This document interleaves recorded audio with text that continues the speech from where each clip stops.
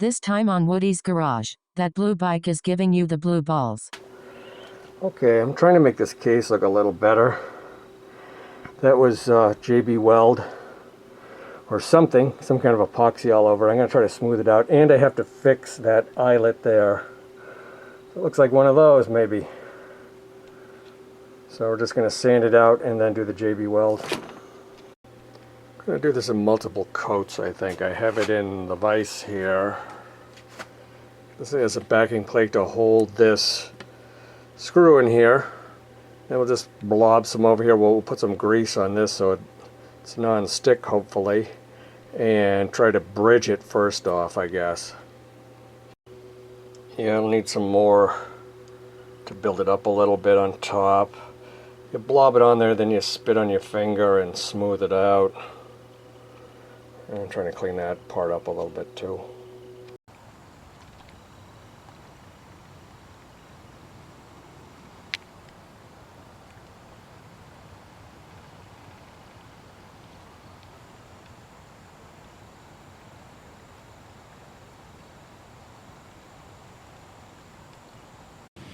Yeah, it's hard to believe, but I put about 3 hours into cleaning that engine. That cover. Yeah, it's great when you get parts in the mail. It sucks when you gotta let them soak overnight in oil.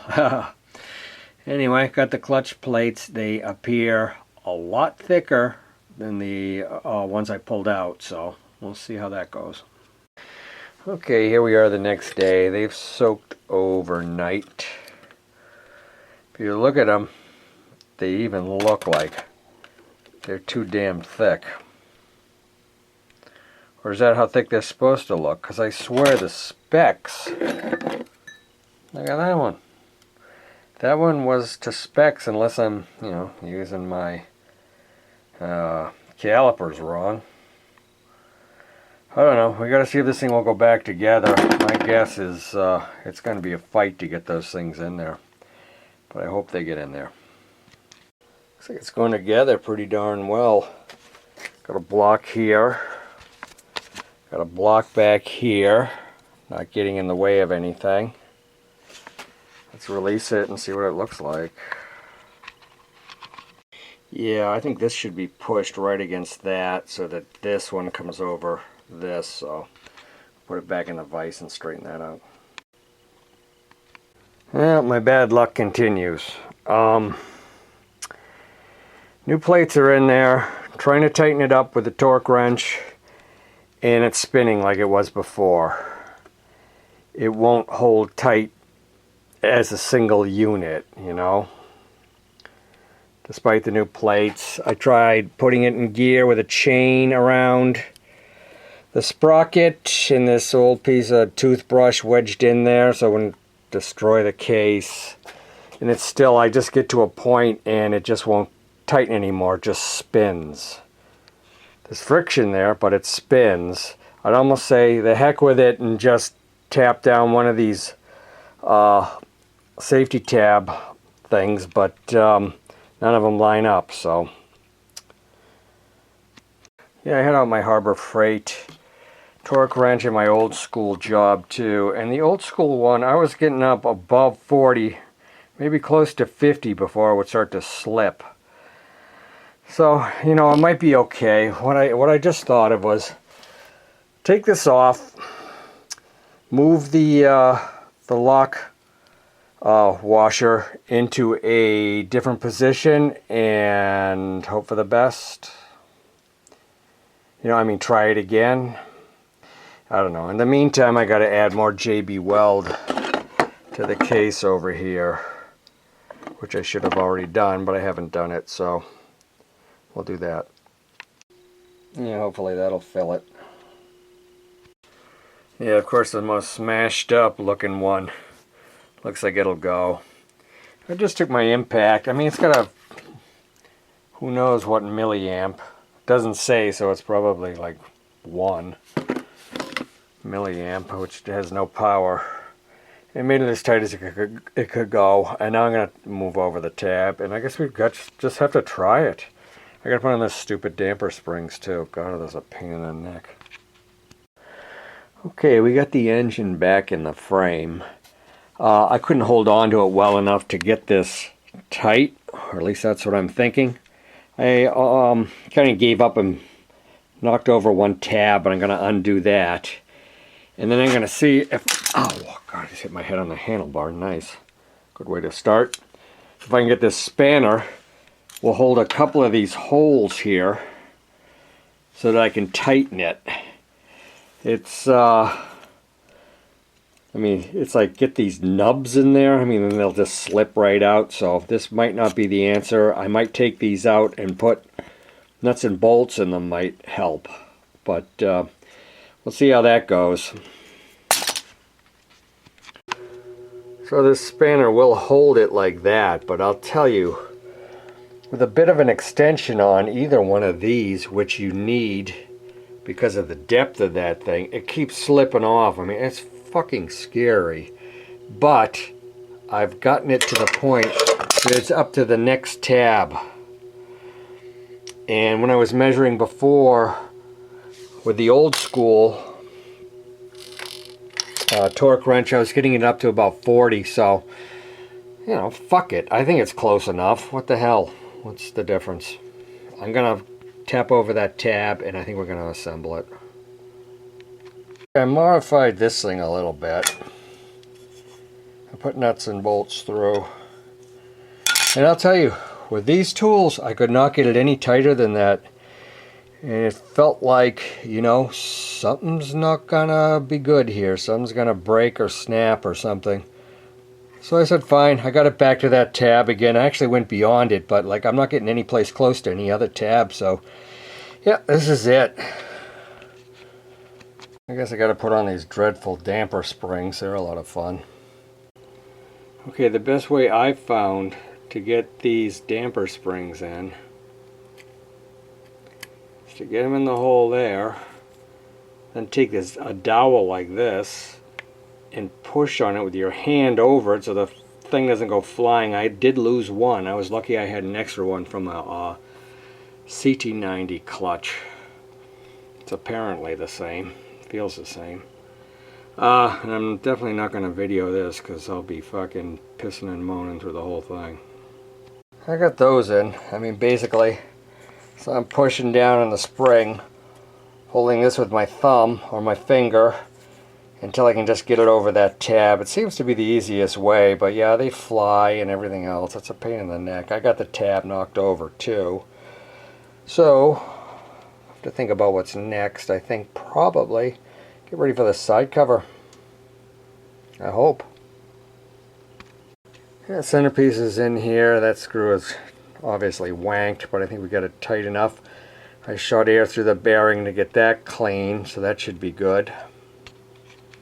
I just blew some air into all these holes so that the screws will go in nice, hopefully. And we'll get that crappy gasket on here, and I guess it's time. I feel like I'm forgetting something. Probably. This is one of the things I was questioning in the S90 for. How does this thing go in relation to this? You got to put this like blindly over and hope that this flat side lines up with this flat side, and that the moon is kind of pointing down. And you know, it's gonna go like this. Who knows? You'd think it would kind of like work itself out to be like this. I'm wondering if before I kind of had it like this and it was screwing it up because of this. You know, it just wasn't working right. So it kind of seems to stay in position. I guess that's good. I guess we just got to try our best, huh? Here's our JB Wells repair for this. This is all broken out. So that was the old repair that covered the crack. So I think it's nice and flat. Should work fine. It feels like we got it, but I'm not sure, you know, and it was very easy to do, so I'm gonna do it again and just see what the results were, if that's possible. Yeah, it looks like that's in the same position. Uh-oh, battery's almost out. Alright. Got the screws all laid out here. Yeah, I think this is right. I think this one was for the carb overflow tube. Nice and smashed there. I think that goes right up front here. Clean up those screws and try putting them in and see where we are. The screws are all snug, but here I am pulling the clutch. I mean, honestly, it doesn't feel like it works at all. Ah, come on, you bitch. It's like you get to a point and it's just hard. You know, there's no squeeze. And like, you know, I think it should be doing something by like now, but there's nothing till there. That's friggin' wrong. That's not right. I got the clutch lever hitched up. Oh no, that doesn't feel bad. That feels normal. But I mean, that much? Bro? I don't know. Okay, we got this about like this. I just took it apart again. It just doesn't look like I'm getting enough lift out of this thing.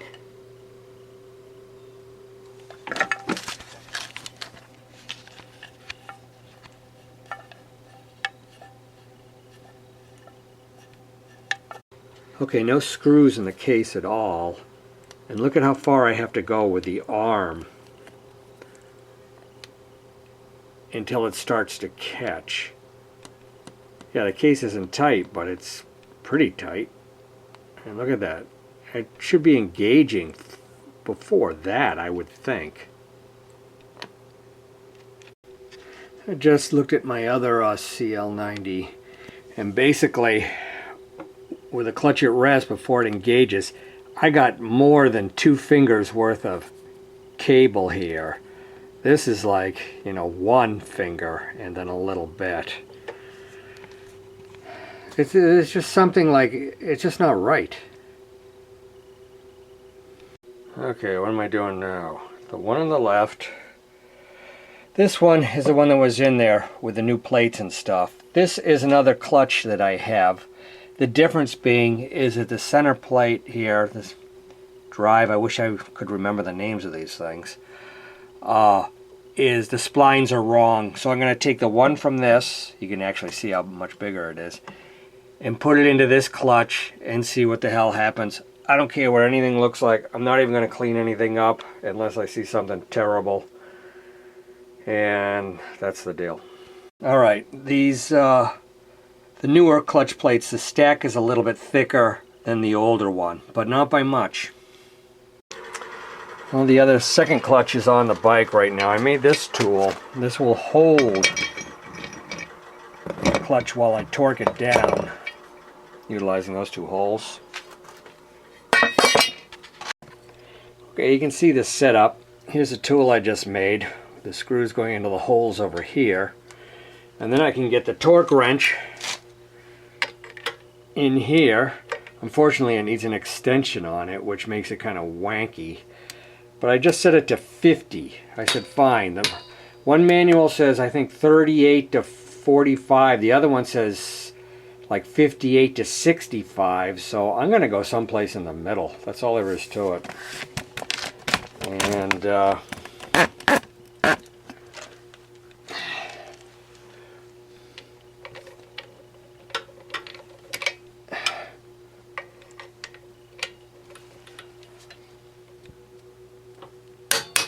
yeah, I mean, you ask me, that feels awfully tight. The only problem with that, none of the tabs line up, so I think we got to go a little tighter. Shoot for that one, maybe.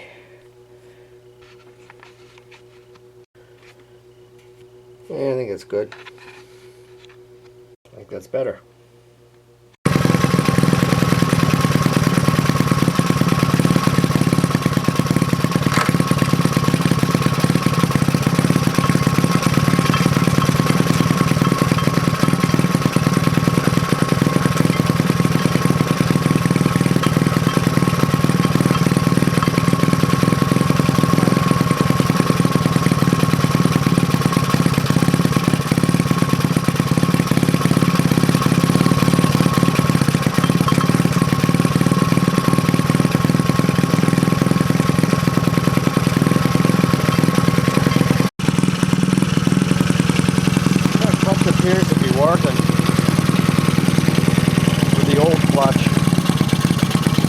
clutch number 2.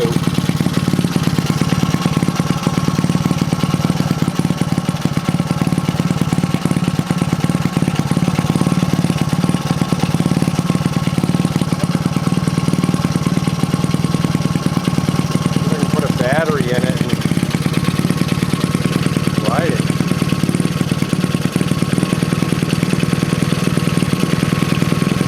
Well, we got the second clutch installed and it seems to be working okay.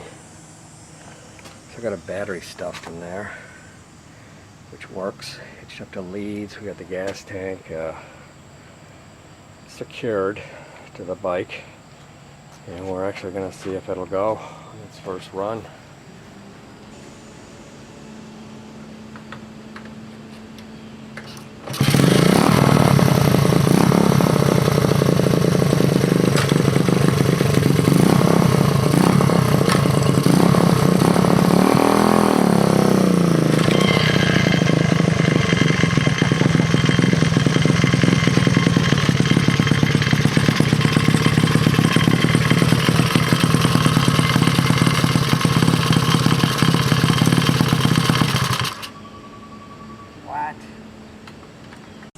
The good news is the clutch works. Yeah, a little neglect. Try that again.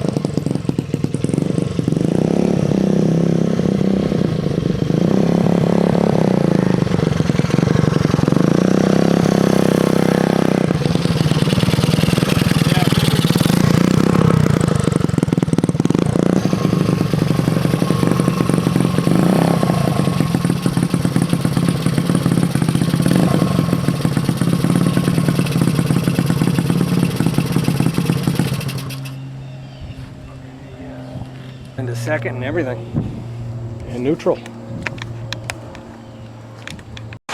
Well, I think CL91, it's had a good workout.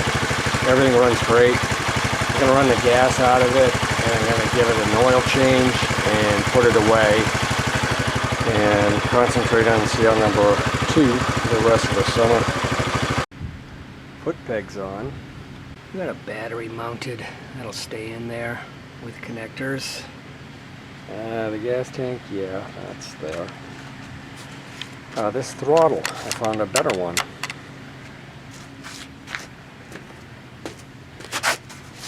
I found this one with the sleeve in it, and you can kind of see the spiral in there. This one was so dirty, I think maybe I had it a long time ago and I said, like, oh, I don't want to clean it. But I cleaned it out and it's good, and it should be easy to swap out for that taped one, which I think is the reason that the throttle sticks sometimes. Look at how grungy this is. And the whole bike is kind of like this. Yeah, I think we'll clean it a little bit if we can. Got a pod filter on it. Yeah, that grip looks better. Clean it up a bit. I don't know, it's like permanent dirt. This gas tank is the next thing. I don't even recall what it was like or what the petcock was like, and it's kind of a frightening endeavor. I hate dealing with gas leaks and stuff and rust in the tank. But that'll be next, I think. Maybe. Another thing, I have another exhaust pipe for a CT90. It's an up pipe, comes up like this. I've had it on this bike before. It blocks the battery department. So basically you got to be sure that your battery's okay before you put the exhaust on. Otherwise you got to remove the whole exhaust to get at the battery. But it works, you know. I'd like to get another pipe, but they're scarce and expensive. I finally got a nice day with low humidity, mid-70s. I just took the bike right around the lock. Last night I left the key on, battery went dead. Gave it a little jump with the power pack and started right up. Did a couple of laps. It's great. I think it's strong. I put the Sonic muffler on it, which is loud as hell. So the VW muffler is probably a better choice. One thing I do notice, the front end clunks like hell. Something's definitely wrong. I can't recall if I ever put oil in them, in the forks, or not, so I think we'll check that today. 10mm here, already loosened. It comes out red, like ATF. Means I probably already changed it.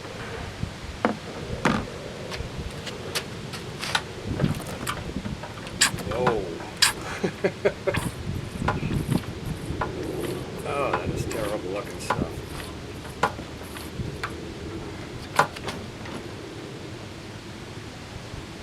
Watery oil.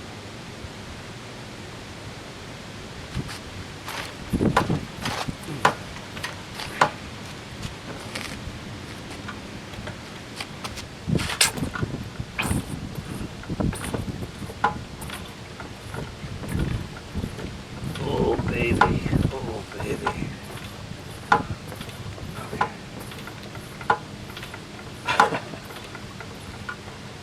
Take off the cap. What they look like with the O-ring and stuff. We'll find out how much ATF to put in there. Yeah, I found these two old Spectro fork oils. One's 20, weight 20, the other one's 15 weight. They'll probably sit around to the end of time unless I use them. Probably from the 70s or 80s. They're wicked old. So let's mix them together. The forks take about 4.2 ounces each. And my guess is those fork seals are going to be shot anyway, so it's probably going to leak, and I wish I never put anything in there. The thing I notice is that that is red, and that is brownish. So I'm wondering if I put ATF in here. I would have marked it, right?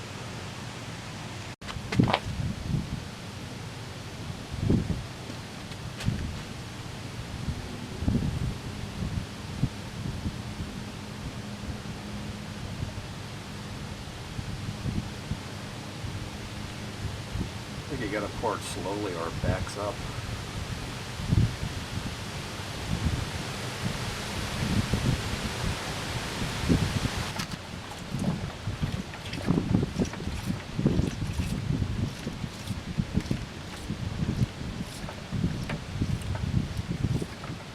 You can hear it squishing through.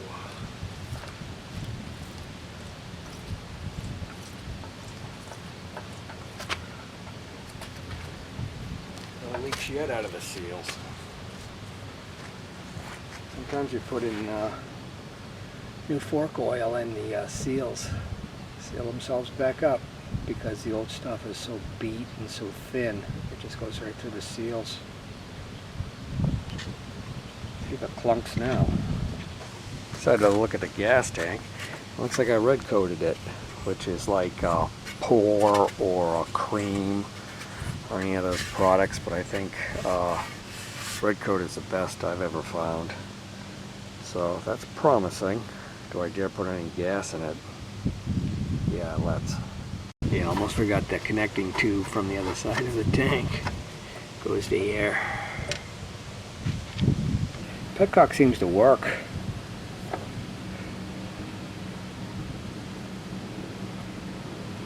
There it goes. Hardly any gas in the tank. It's on reserve and there are no leaks, so that's pretty good. Yeah, I spoke too soon. I got a chopstick in it now. With it off, it definitely has the drip. I hate dealing with gas like this. Also found an original gas overflow tube. Hard as a rock, but I got it on.